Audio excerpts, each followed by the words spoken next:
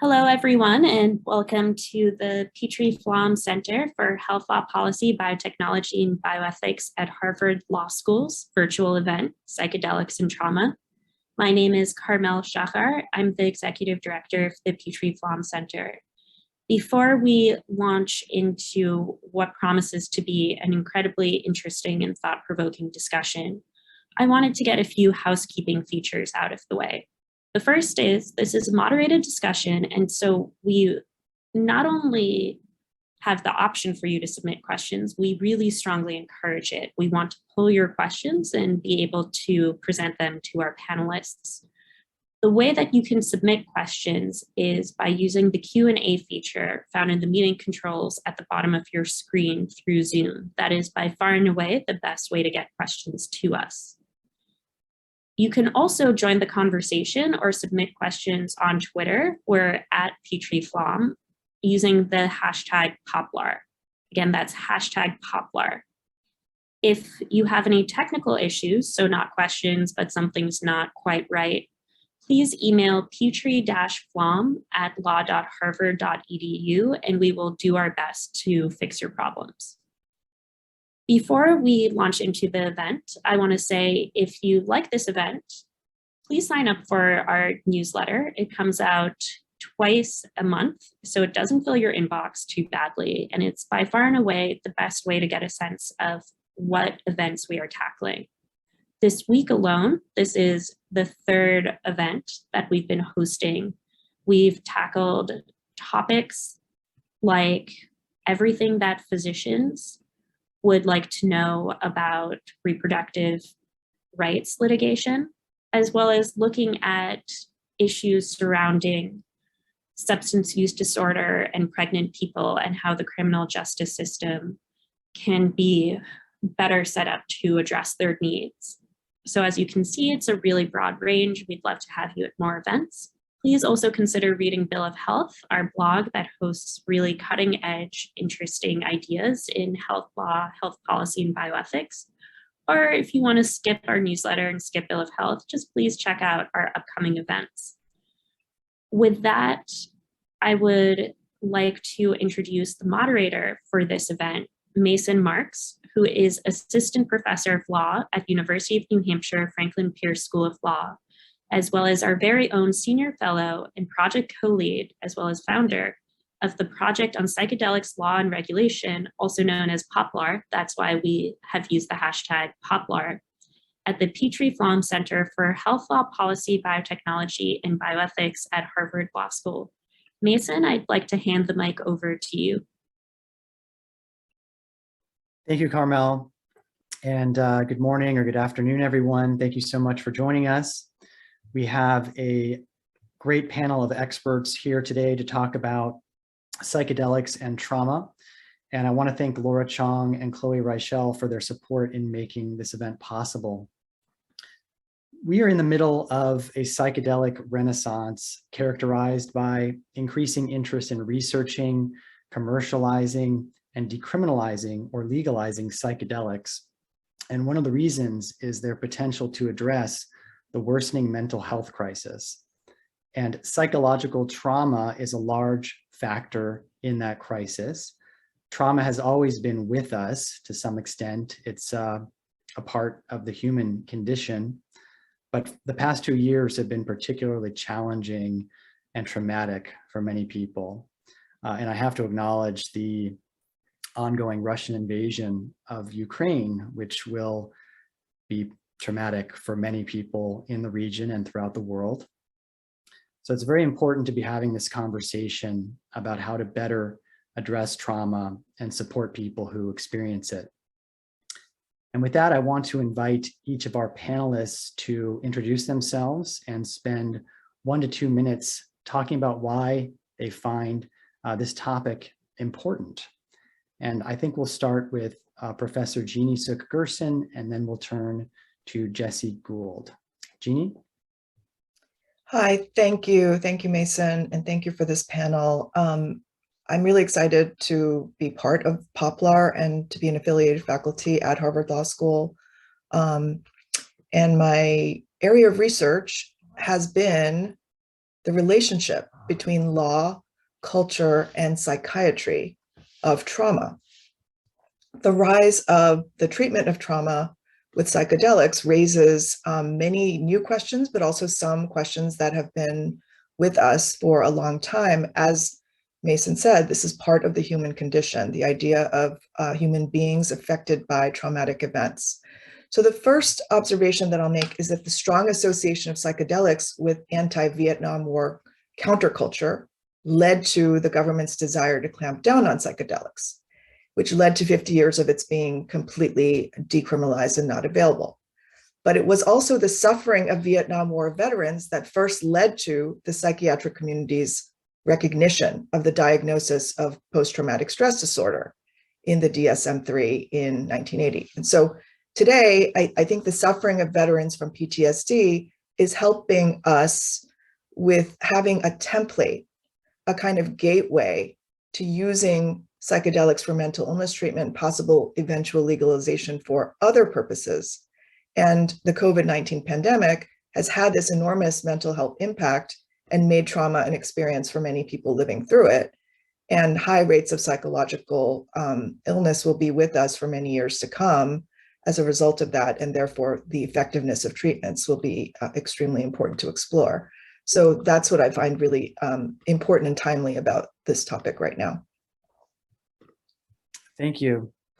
We'll turn next to Jesse Gould and then to Dr. Rachel Knox. Jesse, welcome. Thank you so much, Mason, and everybody for making this happen. Very honored to be here. I'm a lowly Cornell grad, but I'm so happy to talk in front of the Harvard panel. So my background, originally I was in finance. I ended up joining the military.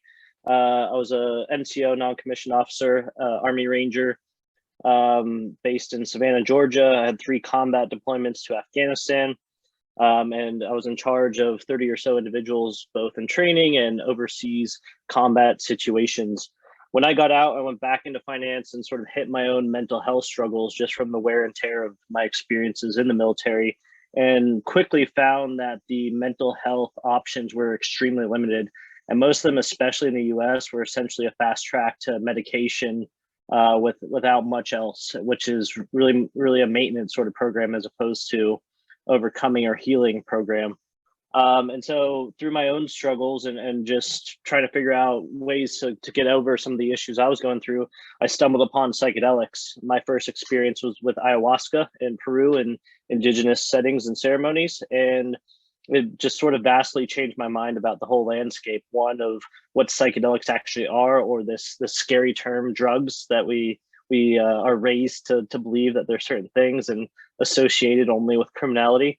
But 2, it had lasting benefits in terms of my own mental health, in terms of my ability to deal with these issues, which led me to found the nonprofit Heroic Hearts Project, which this year will be operating for 5 years, and essentially educating and connecting other military veterans to these psychedelic modalities, providing containers of support, including coaching, preparation, using vetted retreats and protocols, and then the follow-up care and community building to advance this forward. And I think this is a very important topic, just because we, especially during this pandemic, we all realize how healthy and sometimes ephemeral mental health can be, just how sometimes when we don't have control of our situations, it can really impact us. And especially in the past 50 years, we really haven't made that many advances or had that much focus on mental health. And so now, especially with the increased awareness around psychedelics, I think it's a huge opportunity to change our paradigms around mental health, around healthcare in general, and around what it means to be happy and healthy on a full body scale. And so that's why I think this topic's important on so many different levels. Thank you, Jesse. We'll turn next to Dr. Rachel Knox and then to Tatiana Quintana. Hey, well, thank you, Mason, for inviting me into this space today. Everyone, my background's in family, integrative, and functional medicine, but for the past 6 years, my focus has really been solely on cannabinoid medicine and endocannabinology, which is the clinical approach to managing the function and dysfunction of the endocannabinoid system and broader endocannabinoid dome, on which myriad psychedelics, right, cannabis included, work. I've also been heavily involved at the local, state, and national level in policy and regulation in cannabis, and particularly around health equity and reforming our conception of social justice as a means through which health equity is achieved. And that really means dismantling our definitions of even health equity, understanding that health equity extends far beyond our medical system, right, and patient care. With that experience, I've been afforded the opportunity to serve the Oregon Psilocybin Advisory Board. I'm the principal co-chair for our equity subcommittee with the goal of centering all of our recommendations to the Oregon Health Authority, right, as they define our psilocybin services program around racial justice. That was like the specific ask to center our recommendations around racial justice. But through the work of our equity subcommittee, we've identified the need to center cultural equity. And then again, that broader concept of health equity at large. So I will put a pin in it right there. Thanks, Mason. Thank you, Rachel. We'll turn next to Tatiana. Welcome. Hey, thank you so much. Yes, my name is Tatiana Quintana, and one of the things that I am is an advocate and organizer in Washington State, where I've been primarily focused on the decriminalization of natural psychedelics, as well as ending the war on drugs in general. I currently reside in Seattle, which is on the occupied lands of the Wamish and the Coast Salish peoples. And I started volunteering with Decriminalized Nature Seattle in the summer of 2020. One of the big reasons that drove me to begin volunteering is my personal experience with psychedelics and how much it's actually helped me as a survivor of domestic violence when I was a child, and how it's helped me to heal. And last spring, I became co-director of that organization, and together we passed a resolution in Seattle decriminalizing psychedelics for gifting, gathering, and growing. So we like to call that like a full decriminalization, not just for possession. And our resolution also emphasized on the sustainable and responsible sourcing of natural psychedelics as well. I now help to co-direct the Psychedelic Medicine Alliance of Washington, where we aim to collaborate with organizations and lawmakers across the state to achieve decriminalization today, and also to help steer the conversation of legalization of psychedelics to include the same values that our resolution introduced, as well as equitable access and responsible use as foundational aspects and not necessarily as an afterthought. So I'm really happy to be here. Thank you so much. Thank you. My first question is for anyone who would like to take it, but just to kind of lay the foundation, what exactly is trauma? Are there different types, and are there populations that might be particularly vulnerable?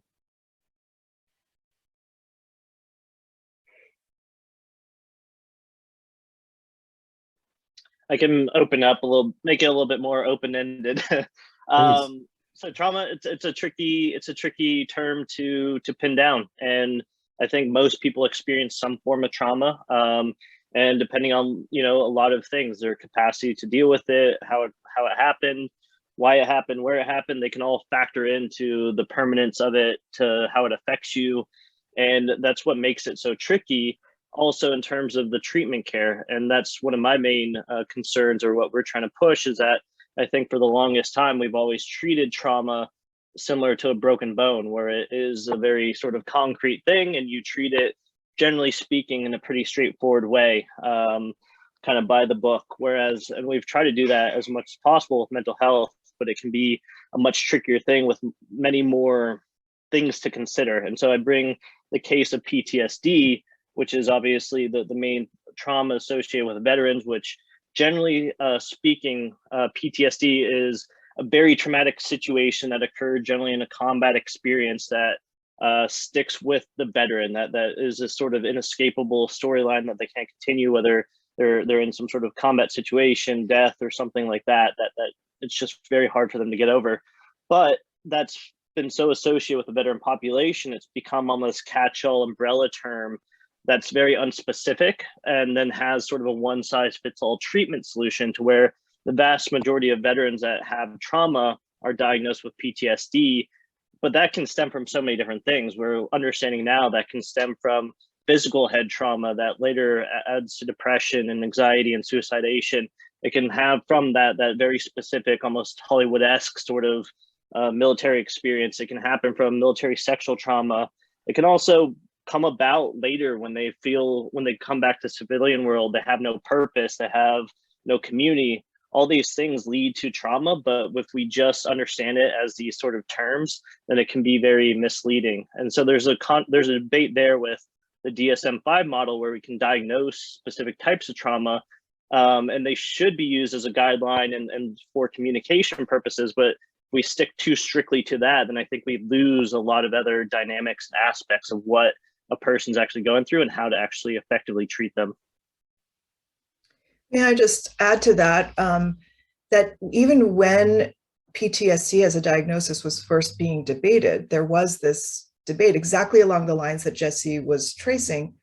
From early on in the psychiatric community, was trauma to be thought of as something like you see an explosion, or you have a sudden, unusual, extraordinary event, like say as a soldier in war, and then that is the event, the traumatic event that then has all these symptoms. That model, which worked to some degree for a lot of soldiers who had this experience, that model of a trauma being something outside the realm of ordinary experience, that was contested by feminist psychiatrists who were arguing for example, that domestic violence, which was not outside, for example, the ordinary experience of women, and could not be sort of traced to one event, but possibly a continuous set of events or a way in which their home life was structured, that also could be trauma. And so then the next iteration of the DSM took that phrase out, and then as we saw the subsequent iterations of the DSM moved more and more toward the recognition of different models in which you could see someone as having suffered trauma, even to the point of PTSD.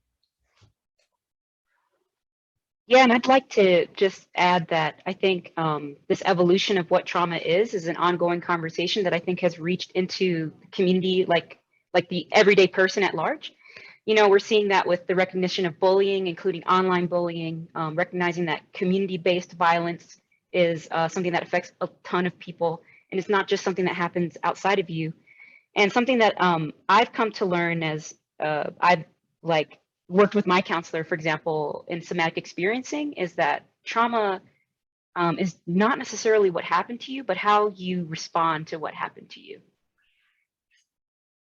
Yeah, and I just want to add from, more of a, not just even a public health, but social perspective with respect to policy and regulation and how social constructs and institutions facilitate trauma in various forms. I like to take us out of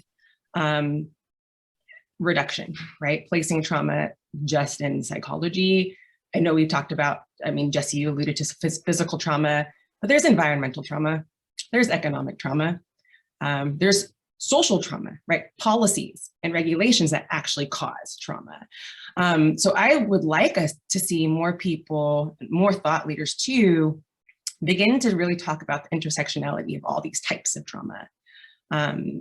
Yes, we need to zoom in and address specific types of trauma, but at some point, we have to back up again and recognize the complexities of just the constructs that are continuing to allow trauma to persist and percolate, and really attack the systems, right, that continue to enable trauma. I just don't think we're going to solve the problem unless we take that step back and recognize the systems at play here, beyond therapeutics that need reform. What are some of the currently available approaches to addressing trauma? Are they effective? Are they accessible and affordable for people? And why are we talking about psychedelics? How might they improve that effectiveness or access potentially?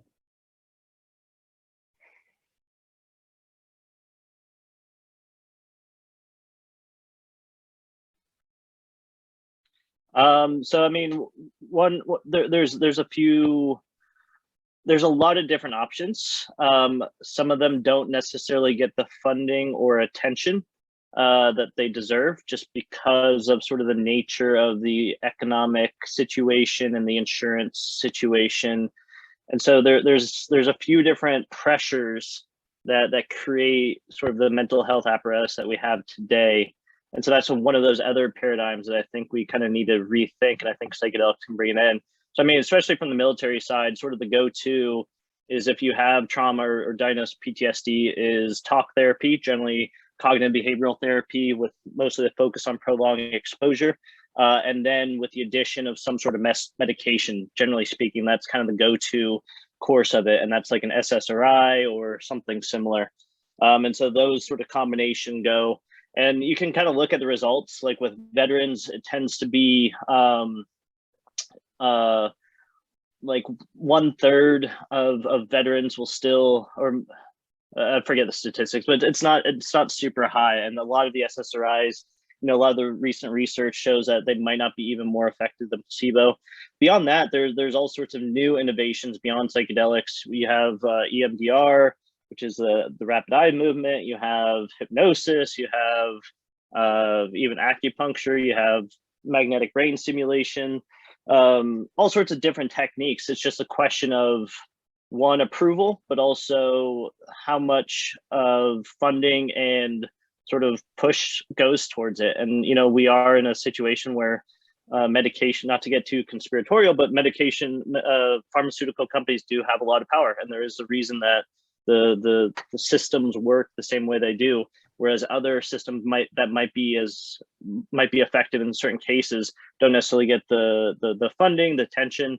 Psychedelics have become really popular is just because we're seeing, one, I mean, they're very easy to access, and they have been in the culture for quite a while. But two, we're seeing tremendous results, tremendous increases over what was available before. So just MDMA, which is not traditional psychedelic, but with that, we're seeing in the 3rd stage FDA trials, it's having success rate in treatment-resistant post-traumatic stress disorder. So the hardest cases. I think the last one was 67% success rate of complete recidivism. Correct me if I'm wrong on that statistic.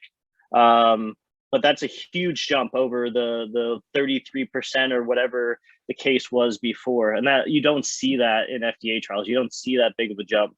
And then across the board, psilocybin got, we're still waiting on the results, but it got declared a breakthrough therapy. And so we're just seeing these huge results. And now they're figuring out an economic incentive to push it through, which has been one of the reasons it's getting more recent attention as well.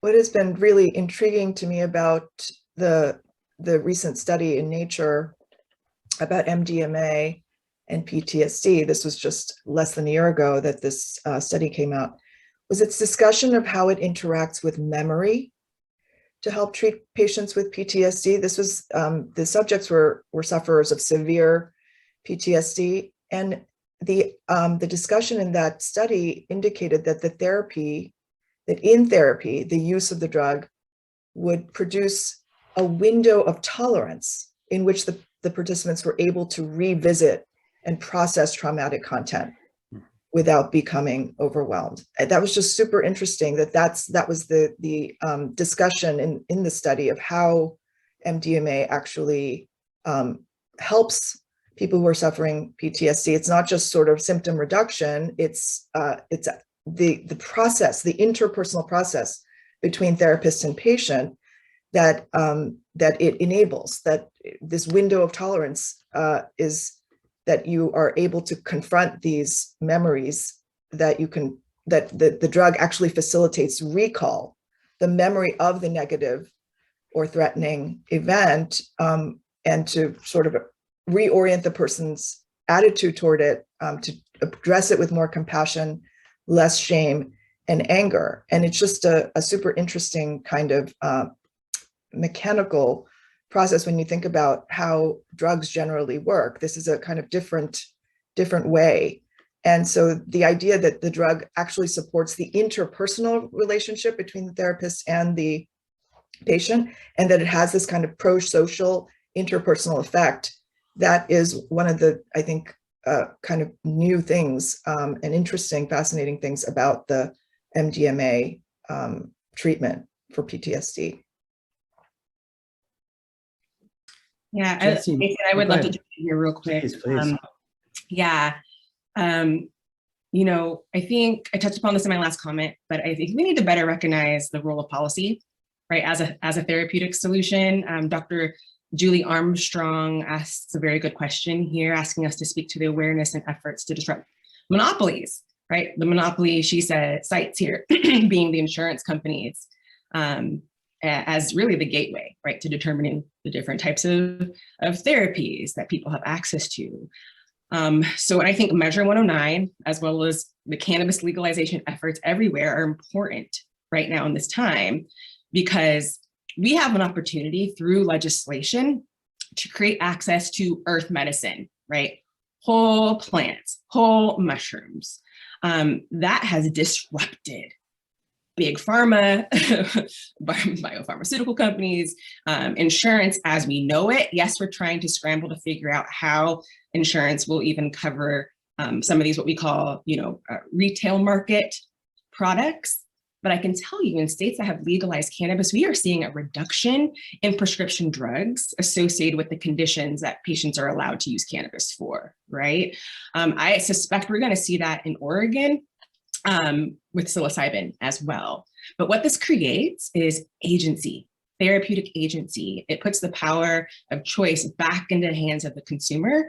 And I would like to see this more. These biopharmaceutical companies, big pharma companies, I imagine insurance companies too, are going to be heavily lobbying against Measure 109s, state to state to state, because of the impact they are aware these programs are going to have on their bottom line. So we need to recognize our power now to advocate for access to whole earth therapies, or else I think we're going to continue to see a monopolization of control.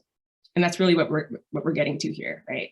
We are being controlled wholly. We're being told what is best for us, and we know the solutions that are being pushed, by our alphabet agencies, et cetera, are not necessarily in our best interest. So I consider that the Renaissance right now. It's not just a psychedelic Renaissance. It's a Renaissance of we, the people, taking back our power, our agency over our well-being. I like that transition into state and local policy. And Jesse mentioned that MDMA is in phase 3 clinical trials. Psilocybin is in phase 2 clinical trials, but I suspect that FDA approved psychedelic therapies are at least 2 or 3 years in the future. I think that's pretty safe to say. And so many cities and states are legalizing or decriminalizing psychedelics, including Oregon, which Rachel mentioned, as well as Washington. And so I want to turn to you, Tatiana. You were successful with Decrim Nature Seattle in working with the Seattle City Council to decriminalize psychedelics.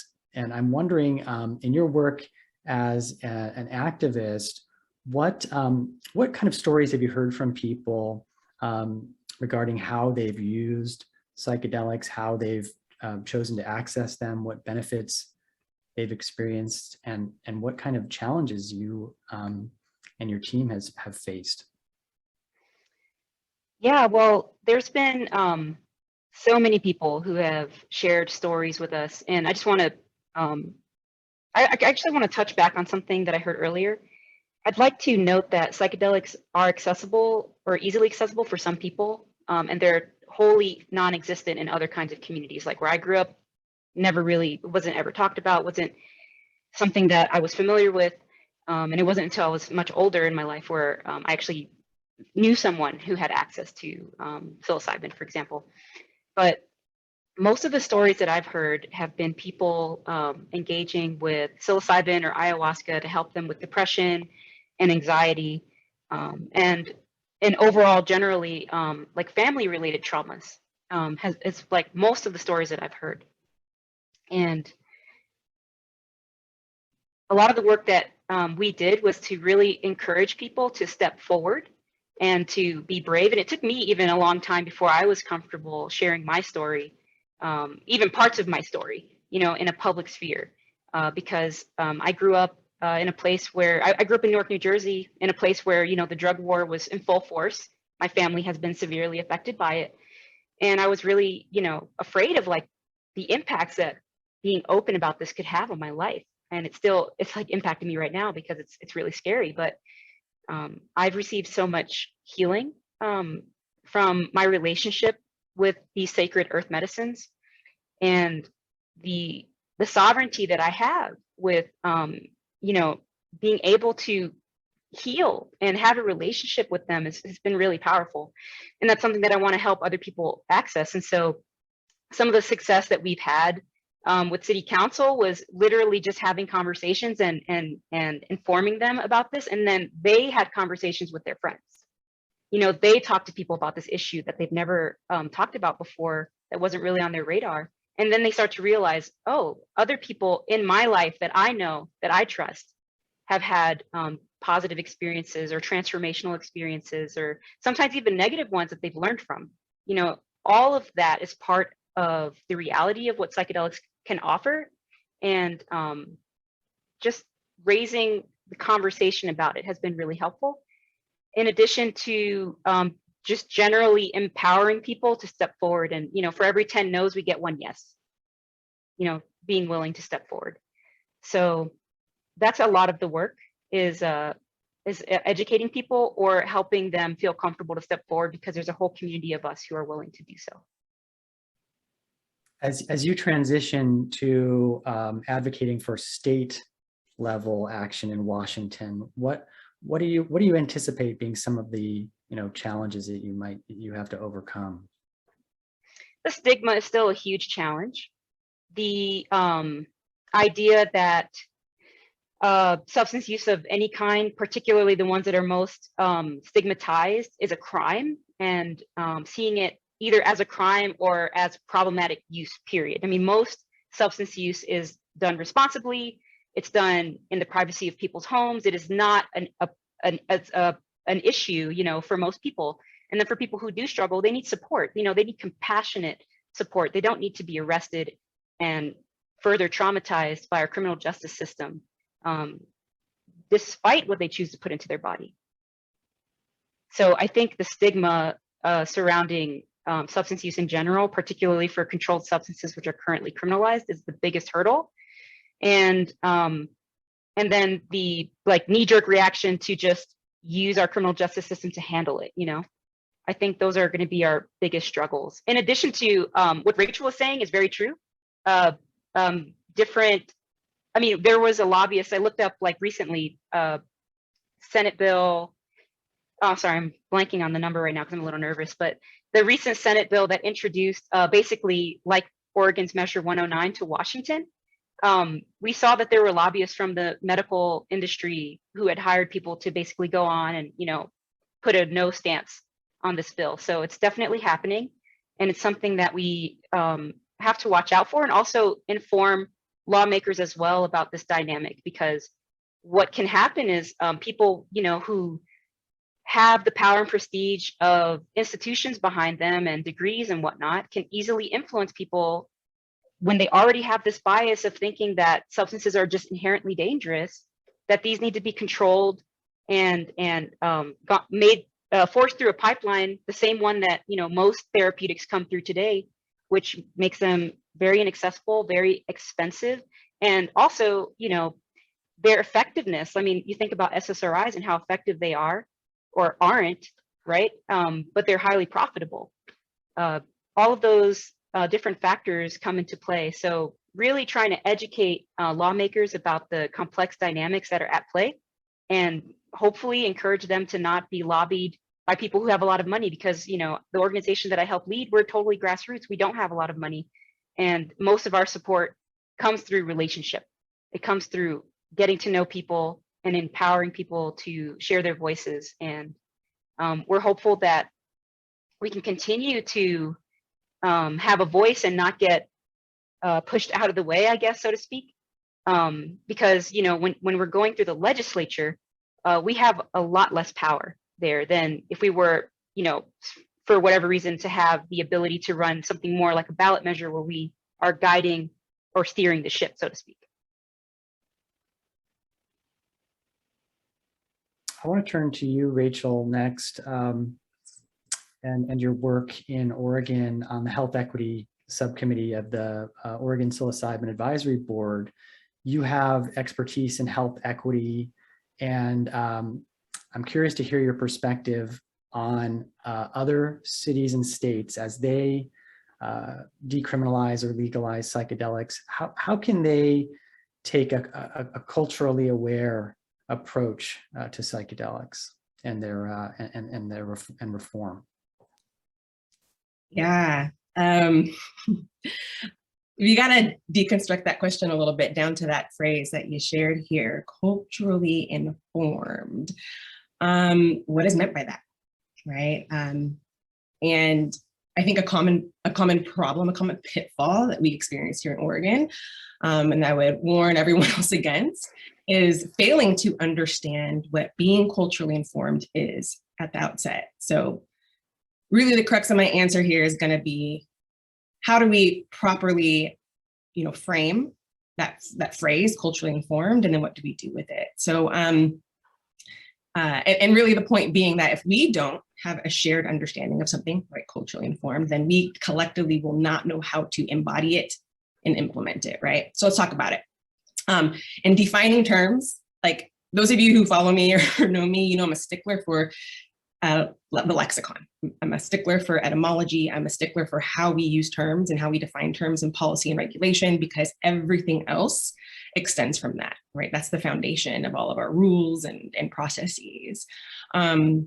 So framed as cultural equity, as we've defined it for Oregon's draft rules, being culturally informed in approach means the respectful acknowledgement, representation, consideration, preservation of the values, policies, and practices of all people, and especially people who've been historically marginalized or even dispossessed based on designations of race and ethnicity, language, disability, gender, gender identity, sexual orientation, social class, and of course, intersections between all of those things. And this is where it gets specific, in the development of policies, right? In the development of policies, which are social pathways to what?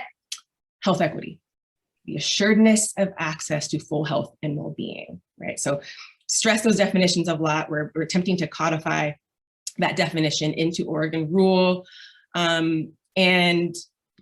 And that's important because it's a process, right? My point here, to answer your question, Mason, is that legislation and really the process before that, right? Drafting policies, municipalities and states, right? When you draft your policies, you need to be coming as culturally informed as is possible through process. That process means the assurance that all of the attributes of cultural equity that I just mentioned are actually riddled or centered in that process, right? And in doing so, if the purpose of this ensuing legislation, right, is the legalization of a psychedelic and for the purpose of trauma, we're here talking about trauma, such as was the case for Measure 109, right? The platform was, we are going to address mental health in Oregon. Then this process must also include a sincere evaluation of cultural trauma, right? What is meant by that? That includes racial trauma. But for me, this exploration needs to be an examination of what has caused trauma in the first place, right? In my first response, I mentioned all kinds of trauma that, at the end of the day might cause that physical or mental or even spiritual trauma we're trying to treat with psychedelics. But we have to think about trauma in this sense too, right? Cultural appropriation, right? Psychedelics have come from, indigenous populations by and large, right? So cultural appropriation, human exploitation. I often have to remind people in the cannabis space that slaves grew hemp in this country for 300 years. It was one of our top 3 cash crops that made this country very wealthy, right? So this concept of social equity in the cannabis space should be a top priority to address, because hemp legacy is Black legacy. They were the people who grew it, right?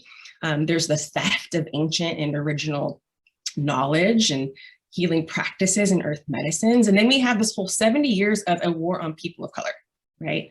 And on therapeutic agency veiled as a war on drugs, right? So all of those things are systemic things that have caused all sorts of trauma in our most vulnerable communities. And to me, this is important as a functional medicine doctor, because you cannot treat trauma without treating its root cause, right? Here in Oregon, psilocybin psychotherapy cannot fix the systemic racism and the brutal capitalism that continues to dispossess these historically marginalized communities, right? So my message to everyone is that we have to work through how policy and regulations need to be crafted to undo some things. We have to eliminate the discriminatory and systemic barriers to opportunities, right? If we're talking about the economy that Measure 109 creates, right? That's an economic opportunity. Lots of big companies are coming to Oregon to play here. What about the opportunity to play for the communities most divested of that opportunity? And then there's access on the other side of that coin. We know that these vulnerable communities are going to be the last to access this therapy. Not the least reason being, they're just not informed, right? And so that means we have to create new ways of reaching these communities, informing them, empowering them, supporting them with resources such that they can participate in the economic opportunity on one side of the coin, and or access services to therapy to treat their trauma, right, on the other side of the coin. We also have to think about taxation, right? Psilocybin is being taxed here in Oregon. What is the use of those funds? It can't just be to administer the psilocybin services program. It can't just be to pay the regulator, right? What else can we do with that money? There's corporate responsibility that we have to think about. How are all these people that we're now licensing in our states, to cultivate and manufacture, going to participate in providing some restitution, right? Economic reciprocity to those communities I mentioned that have been stolen from. And then last, again, I'll just reiterate the broader economic opportunities through participation here. All of that needs to be considered when you legalize something to be regulated for a profit, even if it's ultimately to provide a service, a very specific service, right? In many people's minds, to treat mental health considerations. But even here in Oregon, we're struggling with balancing the reality that not all people are going to be seeking psilocybin for specific mental health reasons. Whether that's spiritual exploration, I would consider that spiritual therapy. We know psilocybin actually can treat some physical, ailments as well. So my last thing I'll say there, Mason, and I know I'm rambling on here, is that we have an opportunity to take a 360-degree approach, centering cultural equity, such that we are meeting the needs of the folks who've been most divested from. And I always say this: if we meet the needs of that population, we are absolutely going to meet the needs of everyone else. Yeah, and boost an economy while doing it. We can get it all done. Well said. And we had a question from an anonymous attendee about cost, and whether this is really a psychedelic renaissance for people of means, and how what can the law do about for accessibility? How can the law increase access for people who may be experiencing trauma? Yeah, unfortunately, here in Oregon, we're having to play a bit of catch up. Measure 109 was just not culturally informed. It wasn't. This is not a reproach me saying this, but the reality is that while Measure 109 was crafted very thoughtfully, it was crafted from a very white and Western frame of reference. And so there are a few things that we're doing in Oregon to try to figure this out. One of those things, and this was brought to us by one of our equity subcommittee members, is leveraging third parties who are willing to do the work to inform us, right? So the Psychedelic Bar Association is actually very interested in doing a cost analysis for the psilocybin services program, right? Their bottom line is to determine at what number, right, is that threshold, that barrier to opportunity in this space, under which you're automatically excluded, right? If you don't have that much capital, you can't play, and that's a problem. And we need to be aware of those things, and not just the Psilocybin Advisory Board and OHA, but legislature, because every recommendation that we make around fee structure, licensing costs, et cetera, is either going to make that worse or improve it. What is very exciting, right, because there's only so much that we can do as an equity subcommittee to an advisory body, making recommendations to the regulator on their rule. But what we're looking forward to right now is a Senate bill in Oregon, Senate Bill 1580. It creates a task force on psilocybin health equity. And so we really hope it crosses the governor's desk this session. But this creates a task force with political capital, right? They'll be studying issues related to economic equity, and accessibility of services for racial minorities in the state, as well as low-income people. And the outcome in this task force will be, I hope, an informed report. So they're going to have to report by the end of this year to legislature on recommendations. And so I hope that this report makes recommendations around restitution, really considers the economics, considers what we can do with what will be taxed and with those tax dollars, to better create services and programs that support folks, again, in accessing both opportunity as well as services. And so we'll see. Sometimes we don't get it right the first time around. Most policies don't, and that's okay. But I really appreciate the immediate response of Senator Akasha Lawrence Spence in taking up this effort.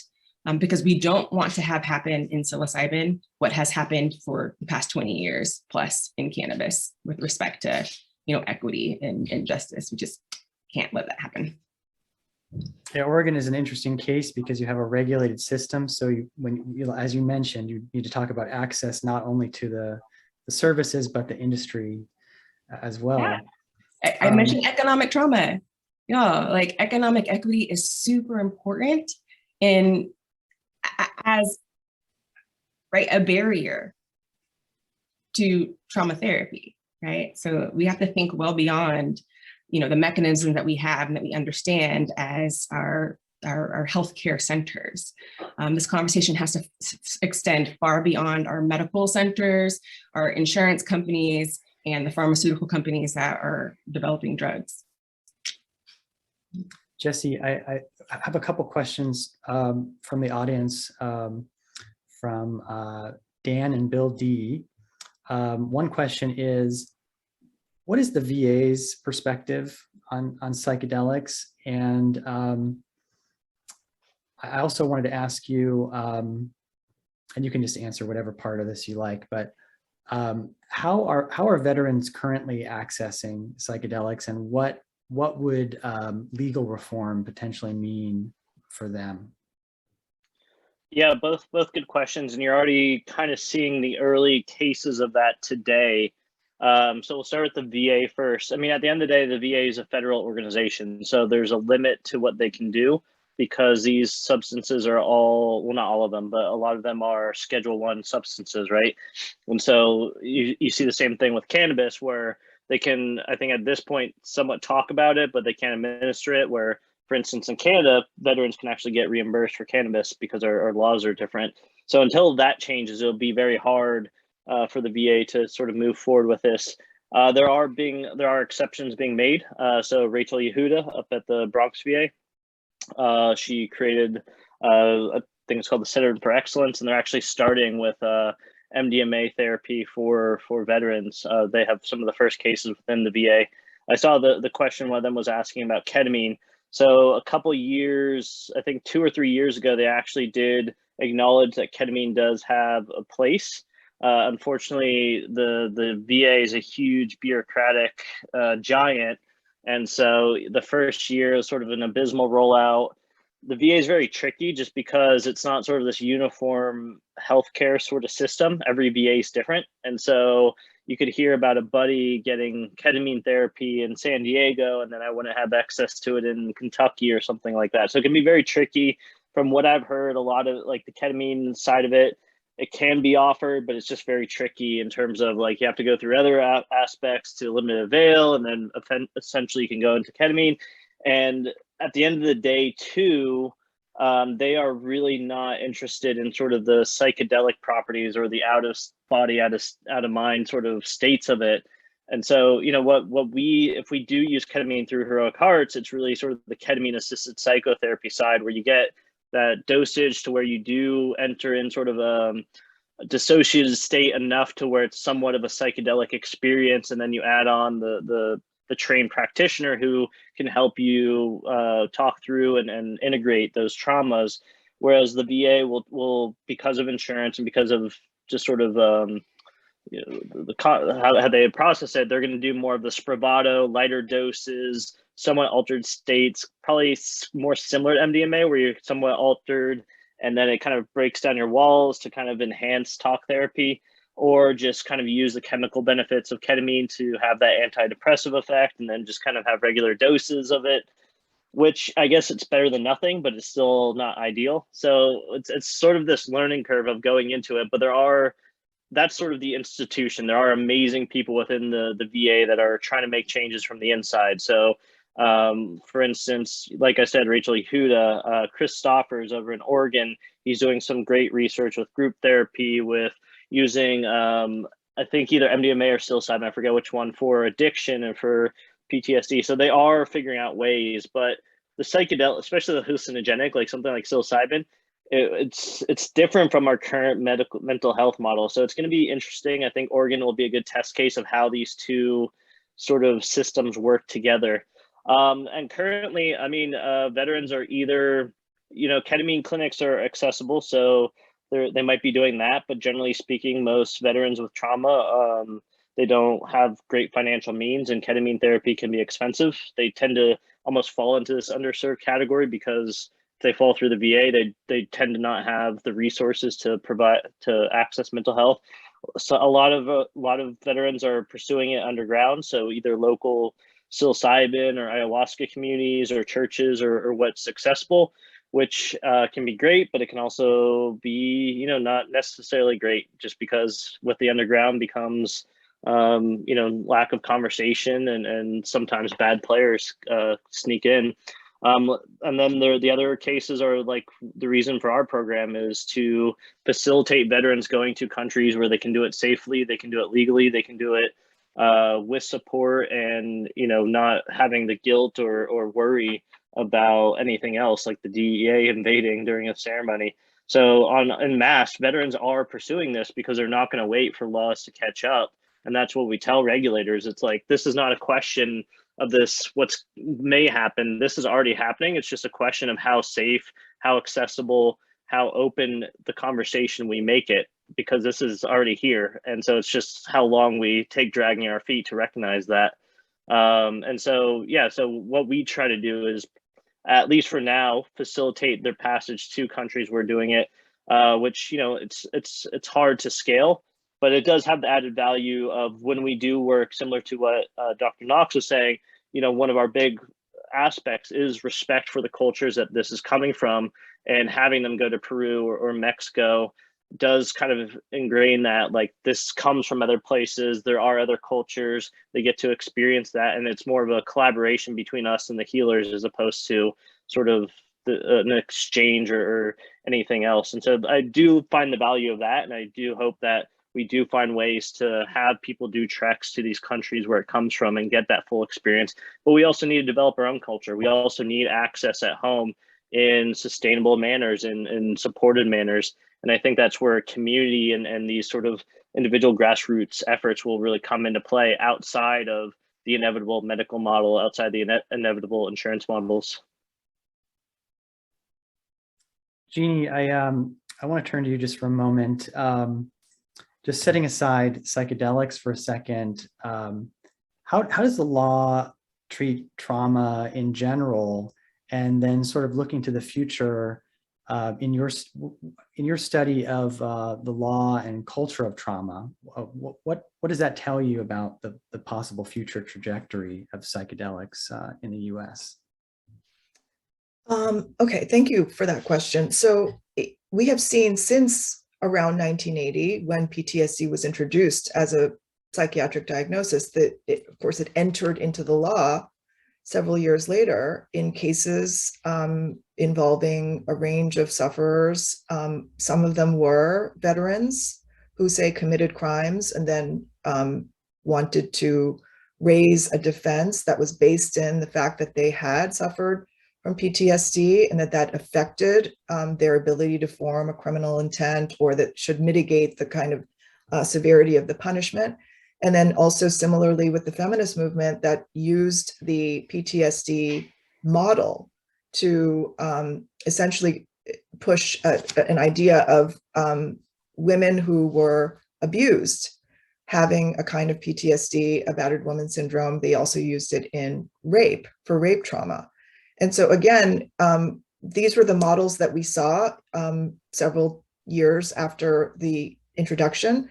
And then if you look carefully throughout the decades, even though at first it was very much focused on a specific event or events that then caused this traumatic reaction, you also now see a lot of people raising trauma and PTSD, or even trauma without the specific diagnosis of PTSD, as relevant to certain legal considerations having to do with criminal responsibility or proving that one was harmed by wrongdoing, like in torts or in crime, that a victim, like say a victim of an assault or a victim of a sexual harassment, would have suffered from trauma due to that kind of wrongdoing. So both on the person accused of crime and the person who has been victim of a crime, we've seen the rise of trauma-oriented arguments to make arguments essentially to legal decision makers to say, I should be treated a certain way because of